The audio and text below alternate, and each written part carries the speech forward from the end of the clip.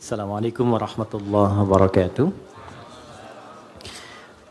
Alhamdulillah wassalatu wassalamu ala Rasulillah wa ala alihi wa sahbihi wa man walah wa ba'd. Teman-teman, tanpa kecuali yang pertama kita mengawali dengan bersyukur kepada Allah Subhanahu wa taala yang telah memilih kita untuk berada di tempat ini guna mempelajari sebagian dari tuntunan agama kita. Semoga keberadaan kita yang terpilih oleh Allah berada di sini di tengah kesibukan beraktivitas memberikan keberkahan lebih kepada kita semua dan mengantarkan kita pada kebahagiaan yang menyukseskan. Itulah kuncinya kenapa di setiap pembuka itu seringkali ada keluar kata Alhamdulillah.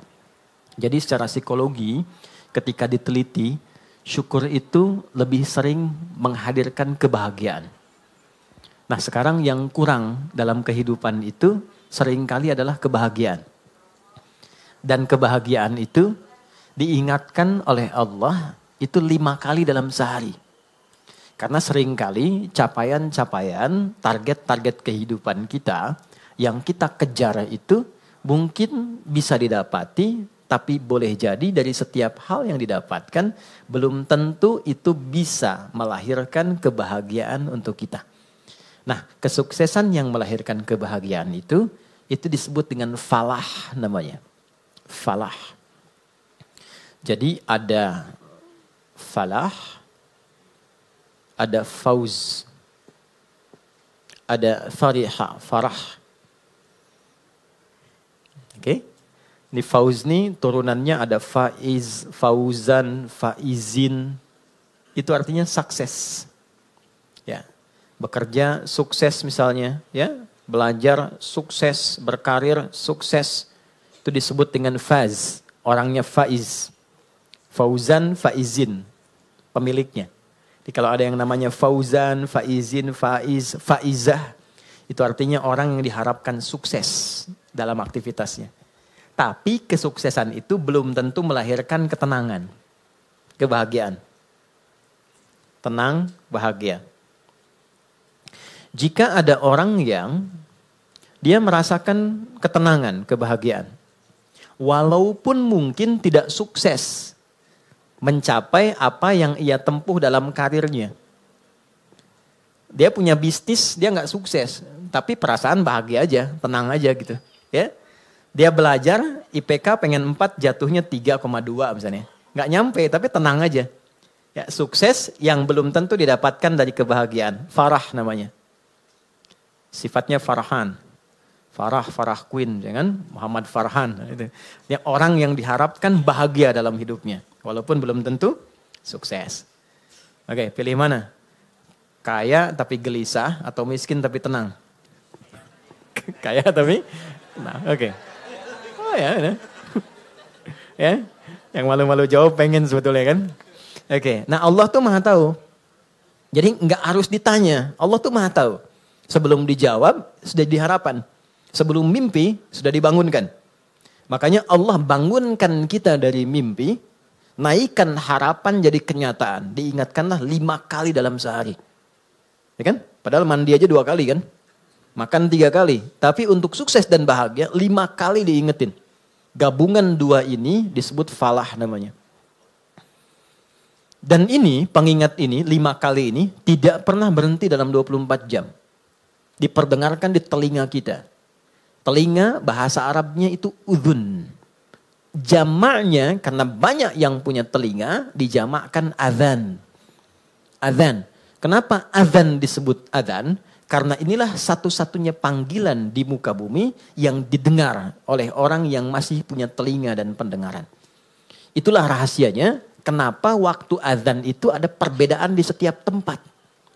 Coba, kita sekarang di Tanah Kusir misalnya kan. Geser dikit Tanah Abang. Beda kan waktunya kan? Terus Tanah Abang yang di Jakarta dengan Tanah Abang yang di Palembang beda waktu kan? Palembang ada Tanah Abang juga kan? Ada, beda. Terus kalau kita riset, itu semua tempat di bumi waktunya memiliki waktu khusus untuk adzan. Setiap tempat berbeda karena Allah mengizinkan lafaz adzan terdengar selama 24 jam di semua tempat. Dan cuma ini Di mana ada agama yang punya panggilan kesuksesan, kebahagiaan, panggilan ritual, intelektual, fisikal sekaligus diingatkan 24 jam dalam sehari. Dan ini pasti bukan buatan manusia. Karena nggak ada satupun manusia membuat sebuah panggilan seperti ini. Mustahil. Nah ini menunjukkan satu-satunya kebenaran risalah Islam. Tapi poinnya adalah substansinya bukan karena azannya. Allahu Akbar, Allahu Akbar. Oh sholat nih. Ya. Poinnya bukan itunya. Sholat itu wasilahnya.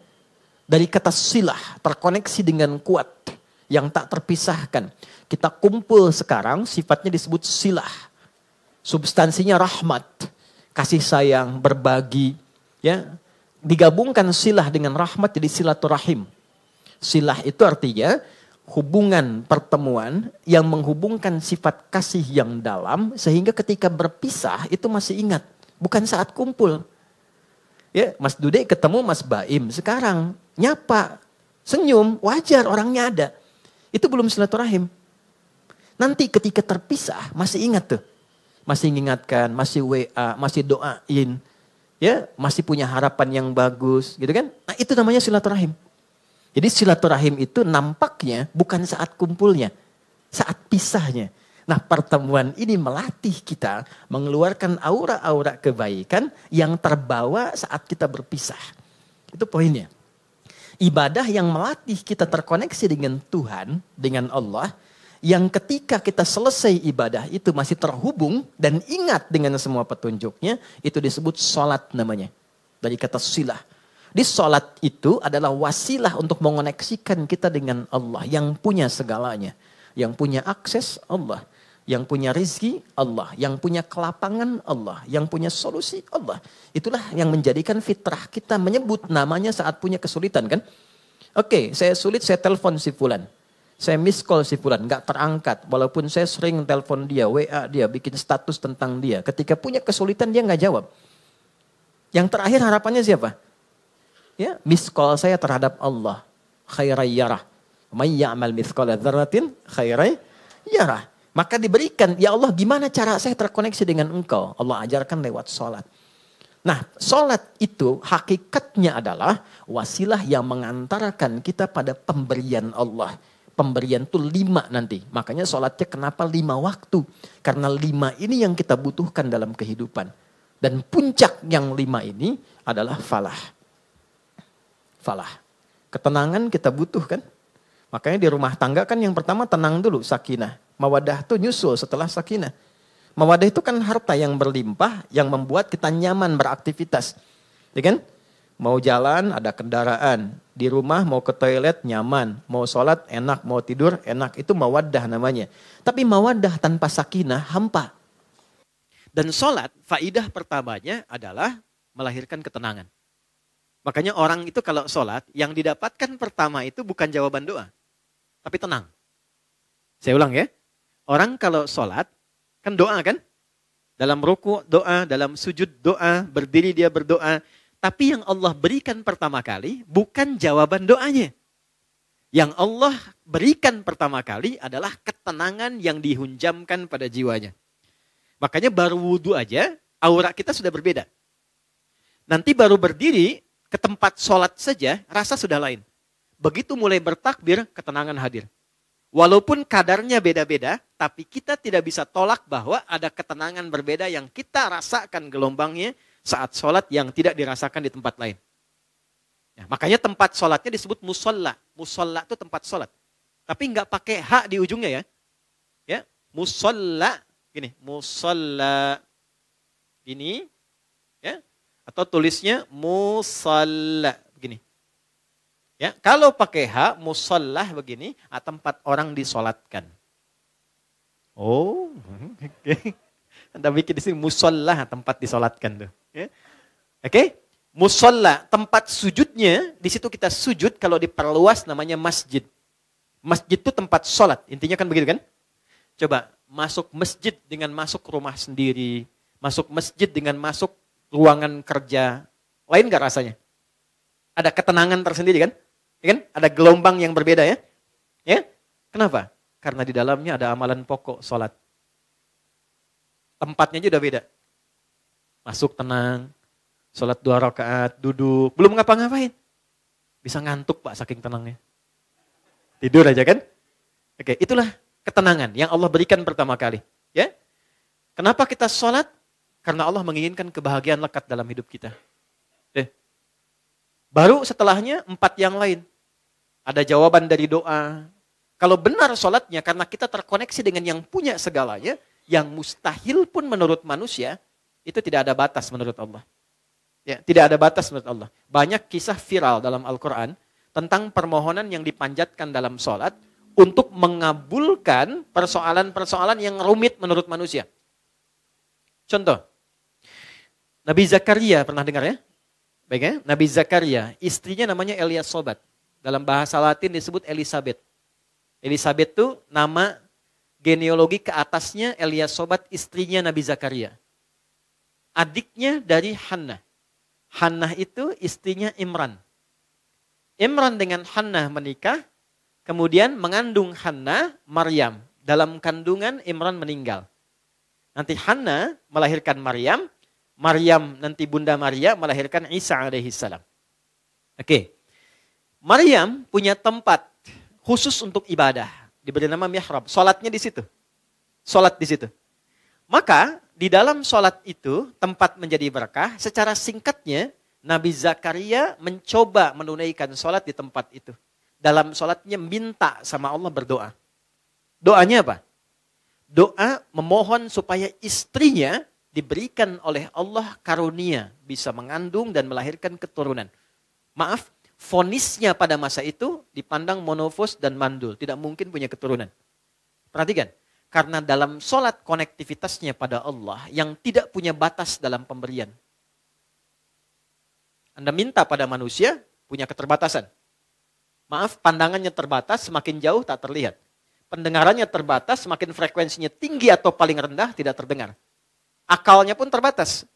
Maka jangan selalu semua hal harus rasional. Karena sepanjang punya sifat kemanusiaan pasti terbatas. Kenapa pendengaran terbatas, pandangan terbatas, akalnya nggak mau terbatas, itu yang salah. Oke, ketika semua terbatas, kita harus minta pada yang tidak punya batas. Tuhan, Allah. Makanya kalau mentok tuh pasti yang disebut Allah kan? Kalau mentok tuh pasti Allah. Kenapa? Karena kita sadar, fitrah kita menuntun, cuma ini yang tidak punya batas. Nah, Allah punya 90 sifat, 99 sifat pemberian. Allah punya 99 sifat pemberian disebut dengan Asmaul Husna. Quran surah 17 di ayat 110. 99 ini adalah nama khusus sesuai dengan kebutuhan kita. Jadi nggak harus semua dibaca. Butuh rizki, sebut ya Allah, ya Razak. Butuh ilmu, ya Allah, ya Alim. Punya masalah, pengen solusi, ya Allah, ya Al-Fattah. Pengen kesabaran ditambah, ya Allah, ya Sabar. 99. Qulid Allah, sebut namaku, kata Allah. Awid Ar-Rahman, kalau sedang dalam lukanya, sebut ya Rahman yang maha lembut, yang maha kasih. Engkau yang memilih aku jadi hambamu. Engkau yang mengasihiku. Ya Allah, dengan kelembutan dan kasihmu tuntaskan masalahku. Rahman. Ayyamma tad'u, tapi kalau engkau tahu, falahul asma'ul husna. Pilih nama sesuai kebutuhanmu.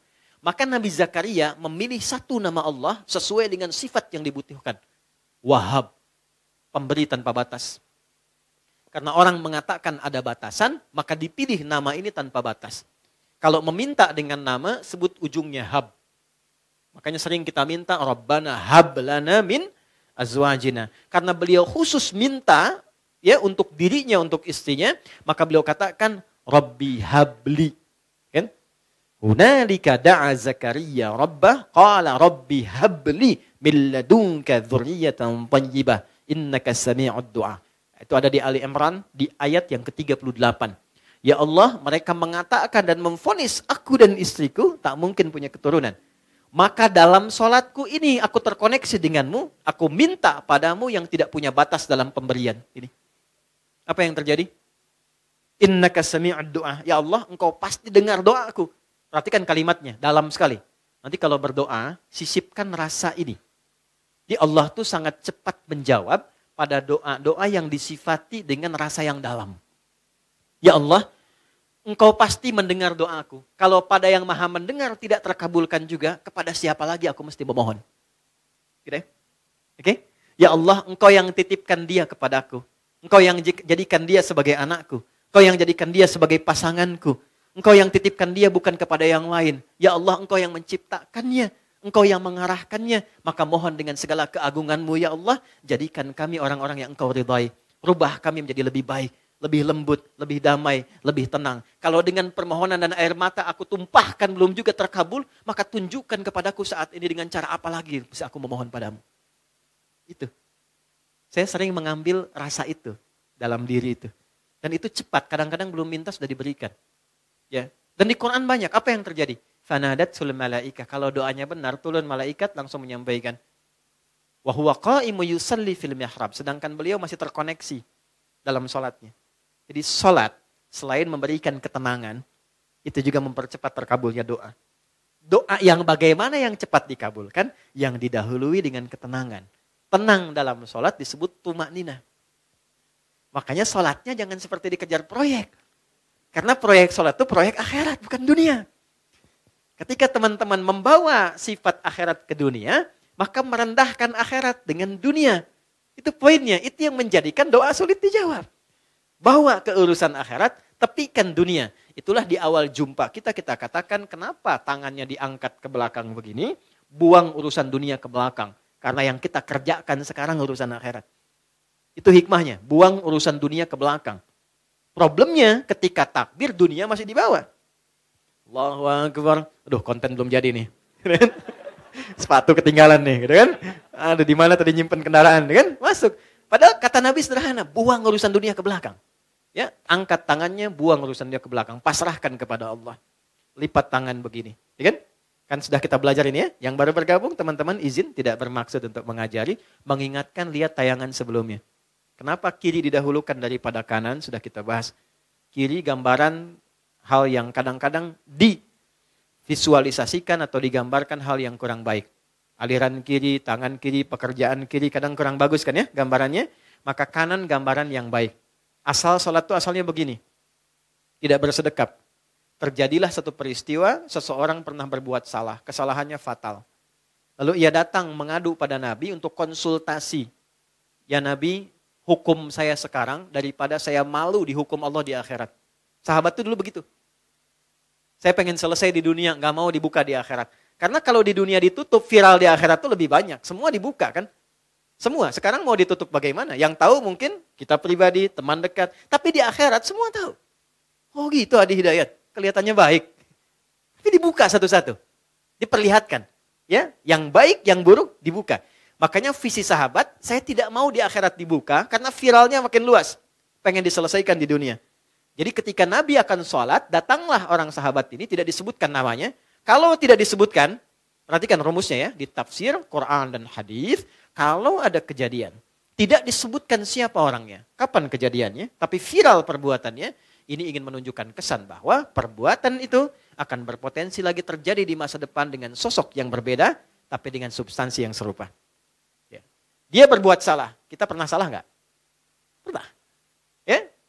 Ada orang dulu gibah. Pernah gibah nggak orang sekarang? Bahasa sekarangnya gosip. Ya kan?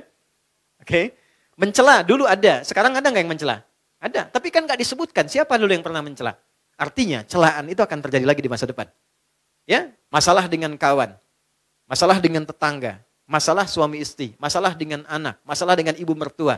Enggak pernah disebutkan siapa tokohnya, tapi suratnya ada, ayatnya ada. Untuk memberikan kesan kalau terjadi, begini cara menyelesaikannya. Maka dia katakan, ya Rasulullah, hukum saya salah. Hukum saya salah. Tibalah waktu sholat. Kata Nabi, kita sholat dulu, nanti habis sholat, baru kita selesaikan. Maka saat sholat itulah turun Quran surah ke-11, Hud. Ayat 114. Aqimis salata tarafain nahar wa zulafam minal lail. Perhatikan, ini indahnya. Innal hasanati yudhibnas sayyi'at. Tunaikan salat, jangan tinggal. Tunaikan salat, jangan pernah tinggal. Yang 5 waktu itu.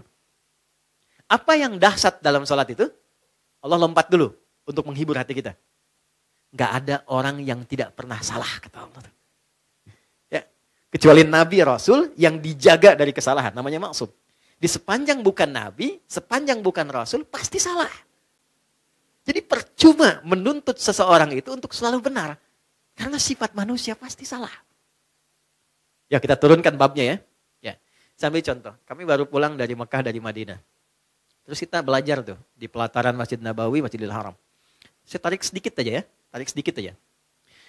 Nabi itu mengajarkan fikih parenting dengan keluarganya, itu begitu indah. Nggak ada ketegangan, nggak ada kegaduhan, dan rata-rata canda. Makanya saya ngobrol dengan beberapa teman, saya bilang, kenapa sekarang kalau orang belajar parenting serius banget? Bawaannya tegang melulu gitu. Ini kewajiban suami, ini kewajiban istri, ini neraka, ini surga. Padahal yang ditampilkan oleh Nabi, kebanyakan 85%-nya itu canda semua. Karena memang kehidupan rumah tangga itu kehidupan bercanda. Laibun walahun. Canda. Saya teman-teman, kalau di rumah, itu seriusnya sama istri dan anak cuma dalam 3 hal. Sholat, Quran, kedua jangan maksiat. Jangan bohong, 1. Itu. Yang lainnya, turunan-turunannya. Lebihnya canda. Anda boleh tanya sama istri saya. Kalau beliau tanya, istri saya tanya, pasti saya plesetin canda semua. Canda semua. Anak-anak canda semua. Itu semua canda. Kenapa? Karena kehidupan rumah tangga itu gak serius-serius amat. Karena si amat pun tidak serius. Banyaknya canda. Contoh gini. Istri Nabi ada berapa? 9. Ada yang lain? Jangan khawatir ya, saya gak bahas bab poligaminya, tenang aja. Oke ya, si Nabi 9 yang berkehidupan, 11 dengan beliau, 1 yang milkul yamin. Ya. Pembahasan detailnya nanti. Singkatnya begini, dari sekian itu kenapa Nabi diizinkan menikah lebih daripada 4 istri? Kenapa diizinkan? Saya sering sampaikan. Maaf ini rahasianya teman-teman. Karena seluruh istri Nabi itu mewakili semua karakter perempuan di muka bumi. Itu rahasianya. Jadi nanti ada yang suka mengajar, suka belajar dan mengajar, ikuti Sayyidah Aisyah. Ada yang suka fashion, ada perempuan suka fashion ada. Nanti modelnya Sayyidah Zainab. Ada yang suka bikin kue. Itu Sayyidah Saudah binti Zam'ah. Yang bikin kue ini usianya udah 70 tahun ke atas. Sepuh. Tapi nggak pernah Nabi masuk ke rumah beliau, ke kamar Sayyidah Saudah itu di samping Sayyidah Aisyah. Jadi kalau ini yang kubah hijau itu di atas ya. Kubah hijau ke bawah kan ada kamar ya. Ini kamar Sayyidah Aisyah, ini kamar Saudah binti Zam'ah. Sayyidah Saudah binti Zam'ah. Ini sudah sepuh. Hobinya bikin makanan. Nabi pulang, sedang bikin adonan tepung. Itu tepung adonannya dicolek oleh Nabi, kemudian dicolekkan di kedingnya dan ketawa bersama. Kalau bahasa kita tuh panggil sayang. Sayang apa kabar? Gede, masih ketawa. Ya, kapan kakek nenek kita tuh panggil sayang pada pasangannya tuh? Anda bisa kebayang nggak? Jadi semua masuk ke rumah itu semua hiburan. Ada istri Nabi yang senang curhat, ada. Kalau ke rumah tuh cerita, kan? Ada hadis di Al-Bukhari panjang banget. Panjangnya itu cuma satu intinya. Suami mendengar curhat istri. Dan gak pernah dipotong, didengar aja. Karena tahu 8 jam ditinggal, 12 jam ditinggal itu pasti ada sesuatu yang dipendam. Jadi Nabi selesaikan dengan mendengar aja, gak pernah dipotong, dengerin ya terus. Ya, istri kan prinsipnya cuma satu. Ya, gak pernah menginginkan suami merasa benar. Gak pernah berharap begitu. Cuman tolong pahami, merasa bersalahlah sekali gitu ya. Gitu ya. Gak apa-apa, dengerin. Itu ada hadis di Al-Bukhari panjang, dengarkan. Jadi ternyata begitu keluar cerita itu, itulah sakinah.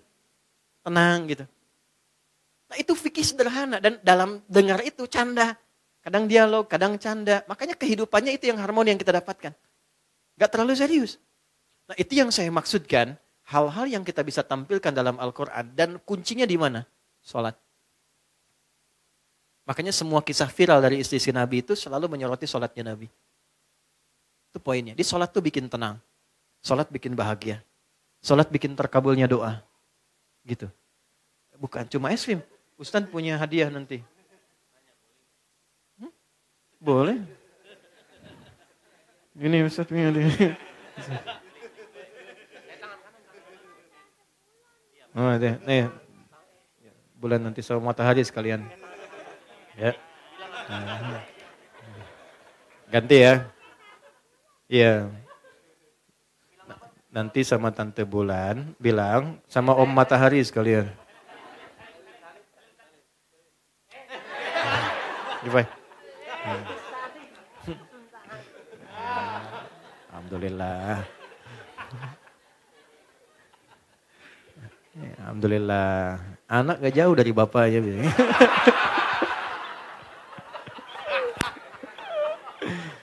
Insya Allah baik. Saya senang anak-anak. Sangat-sangat senang. Jadi saya tuh gak pernah komplain tentang anak-anak. Apa aja. Kalau di kajian ada ini, enggak marah saya. Apa? Karena mereka belajarnya di situ. Itu poinnya. Tolong jangan marah sama anak. Pesan saya, jangan marah sama anak. Sederhana, karena mereka belum dihisab. Anda dihisab. Kan tidak lucu yang dihisab marah pada yang belum dihisab. Ya kan? Anak tuh kalau salah, Allah gak marah karena dia sedang belajar. Terus, masa Allah yang Tuhan tidak marah pada yang tidak dihisab? Kita yang bukan Tuhan marah pada yang tidak dihisab. Dan kita dihisab. Gitu. Jadi kalau anak itu ada sesuatu yang berbeda, yang pertama dilakukan istighfar dulu. Karena anak hanya mendengar dan melihat apa yang dia lihat dan dia dengar. Lalu setelah itu mohonkan kepada Allah kebaikan. Biasanya kalau orang tua itu sudah memulai dengan kebaikan, itu langsung anak tanpa diminta jadi baik. Itu rumus. Jadi kalau pengen anak itu soleh, kuncinya satu. Orang tuanya memperbaiki diri menjadi baik. Itu langsung gak diminta jadi baik. Itu udah pasti. Rumusnya udah begitu. Ayatnya banyak di Quran. Ya. Naik sini lagi. Ini sholat. Jadi sholat yang baik membuat kita lebih tenang. Sholat yang baik membuat kita lebih enak berdoa. Sholat yang baik membuat kita, nah ini yang terakhir, lebih dekat pada kesuksesan dan kebahagiaan. Nanti dua lagi kita simpan jauh-jauh karena topik kita bukan di situ saat ini.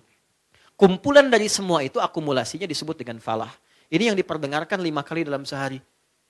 Jadi ketika muadzin memperdengarkan hayya 'alas shalah, hayya 'alas shalah, Anda tanya kenapa sih mesti sholat? Itu sebelum bertanya, Allah langsung jawab lewat suara muadzin itu. Hayya 'alal falah, supaya engkau bahagia. Supaya engkau sukses. Supaya engkau tenang hidupnya. Di kehidupan pribadimu, rumah tanggamu, di kehidupan sosialmu, pekerjaanmu. Teman-teman kalau mau cek, keluarkan semua ayat Quran tentang sholat. Semua problemnya tuntas di atas hamparan sajadah. Ya. Teman-teman yang perempuan pernah dengar Nabi Yakub gak? Masalahnya dengan anak kan? 12 anak, kasus Yusuf kan? Itu ditumpahkannya di mana? Lihat Quran surah 12 ayat 86 itu. Di atas sajadah. Innama ashku bathi wa huzni ilallah. Aku tuh kalau punya masalah sedikit pun, yang aku tumpahkan, curhatnya, share-nya, tumpahkan di atas sajadahku, kata Nabi Yakub alaihissalam. Jadi begitu ditumpahkan, minimal ketenangan ada, walaupun solusi belum datang. Gak percaya silakan ya, punya proyek misalnya kan, belum jadi nih, ada tantangan, ada problem, bawa lewat sholat, tumpahkan di atas sajadah. Begitu keluar air mata, ketenangan tiba. Jadi tenang itu mahal, walaupun proyeknya belum tuntas, tapi ketenangan ada. Nah dengan tenang itu ada kejernihan berpikir, kadang-kadang muncul ide baru dengan proyek yang baru yang menutup apa yang telah kita resapi sebelumnya. Di rumah tangga juga begitu. Kalau ada masalah, curhatnya Allah sudah bentangkan di Quran. Curhatkan kepadaku. Itu bahasa Quran. Karena yang paling aman itu yang ini. Yang menguasai kita. Tumpahkan ke sini. Minimal kalau belum datang solusi, ada ketenangan. Jadi lebih damai. Nanti kalau sudah damai, ditutup masalahnya dengan kita, walaupun belum selesai dengan orang lain. Tapi kita sudah tenang. Jadi kalau muncul masalah baru, sudah ada perisainya. Sudah tenang, sudah enak, sudah damai. Nanti solusi pelan-pelan akan dituntun. Jelas? Halo, kenapa sedih begini? Naik ya? Nah, ini poinnya. Nah pertanyaannya adalah, apakah semua orang yang sholat sudah mendapatkan poin ini?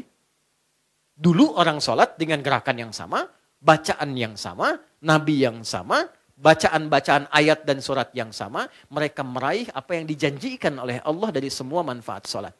Kita punya gerakan yang serupa, bacaan yang sama, Qur'annya sama, nabinya sama, hadisnya sama. Kenapa? Standar yang telah Allah tetapkan dalam Quran belum maksimal kita raih. Cuma 2 jawabannya seperti yang pernah kita ulas. 1, ini bahasa Quran. Kebanyakan orang yang sholat, 1, ini bahasa Quran, boleh jadi belum khusyuk dalam sholatnya. Kedua, boleh jadi sebagian dari orang yang sholat itu, ini poinnya, tidak paham, tidak mengerti apa yang dibaca dan dilakukan dalam sholatnya. Jadi hanya formalitas secara fikih saja. Fikih itu gini, fikih itu menggugurkan kewajiban. Jadi tidak ada tuntutan mesti paham dalam sholat. Kalau kita bacakan benar secara rukun, benar kemudian secara panduan awal sampai akhir, keguguran dari kewajiban selesai. Artinya kewajiban selesai ditunaikan. Nggak ada dosa. Tapi kalau kita paham, kenapa mesti takbir? Kenapa kakinya begini? Kenapa tangannya begini? Kenapa doanya ini? Nanti dapat tambahan keberkahan namanya. Namanya hikmah. Hikmah dari sholat itulah yang menuntun kita mendapatkan poin-poin tadi.